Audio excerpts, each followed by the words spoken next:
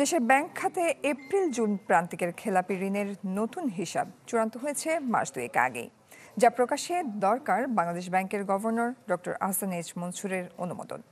অভিযোগ উঠেছে, এই হিসাব চূড়ান্ত হলেও তা প্রকাশে সম্মতি পাওয়া যাচ্ছে না গভর্নরের।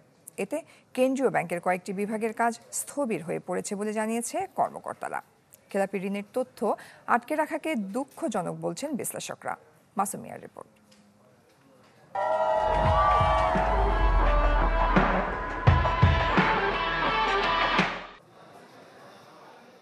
ব্যাংক খাতে সবচেয়ে আলোচিত ও গুরুত্বপূর্ণ সূচক খেলাপি ঋণ। ৩ মাস অন্তর এই তথ্য পাঠাতে হয় বাংলাদেশ ব্যাংকে, যা সমন্বয় ও প্রক্রিয়া করে খেলাপি ঋণের পরিমাণ প্রকাশ করে সংস্থাটি।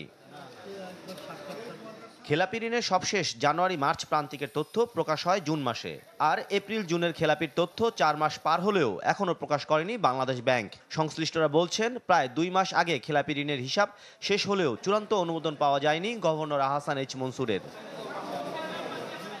শুধু ব্যাংকের আর্থিক পরিস্থিতির খবর নয়, এই তথ্যটি ক্যামেলস রেটিং, রিস্ক রেটিং সহ ব্যবহার হয় কেন্দ্রীয় ব্যাংকের গুরুত্বপূর্ণ গবেষণা কাজেও। এমনকি নির্দিষ্ট সময়ের মধ্যে খেলাপি ঋণের হিসাব চূড়ান্ত না হওয়ায় সমস্যায় বাংলাদেশ ব্যাংকের বিভিন্ন বিভাগ। আর ক্যামেলস রেটিং তো নির্ভর করে অবশ্যই খেলাপি ঋণের উপর, কারণ খেলাপি ঋণের মাল্টিপল ইফেক্ট আছে রেটিংয়ের ক্ষেত্রে, প্রফিটেবিলিটি কমে যায় এর ক্ষেত্রে। অতএব খেলাপি ঋণের তথ্যটা আমরা বিভিন্নটা যাতে দ্রুত প্রডিউস করতে পারি এটা চেষ্টা করছি, যদিও এটা পাবলিকের জন্য উন্মুক্ত না, কিন্তু ইন্টারনালি আমাদের বিভিন্ন ডিপার্টমেন্টের কর্মকাণ্ডের সাথে এটার গভীর সম্পৃক্ততা আছে। সবশেষ প্রকাশিত মার্চে দেশের মোট খেলাপি ঋণ ছিল 4,20,000 কোটি টাকা, যা 2024 সালের ডিসেম্বর শেষে ছিল প্রায় 3.5 লাখ কোটি টাকা।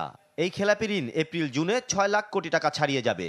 এ নিয়ে সমালোচনা এড়াতে তথ্য প্রকাশে অনীহা থাকতে পারে বলে মনে করেন অগ্রণী ব্যাংকের এই চেয়ারম্যান। এটা যদি 6 লাখ কোটি ক্লাসিফাইড হয়, এটা তো আশ্চর্যজনক, কি বল, আমি চিন্তার বাইরে, আমার চিন্তার বাইরে। যাচাই বাছাই করা হচ্ছে, হ্যাঁ, রিশিডিউলিং করে কিভাবে কমানো যায় সেই চেষ্টাও ইনস্ট্রাকশন দিয়েছে, কিন্তু বাংলাদেশ ব্যাংক প্রত্যেকটা ব্যাংকের কাছে তথ্য প্রকাশে ভয় না পেয়ে পরিস্থিতি উত্তরণের পথ তৈরির আহ্বান ব্যাংক খাতের বিশ্লেষকদের। মাসুম মিয়া, চ্যানেল 24, ঢাকা।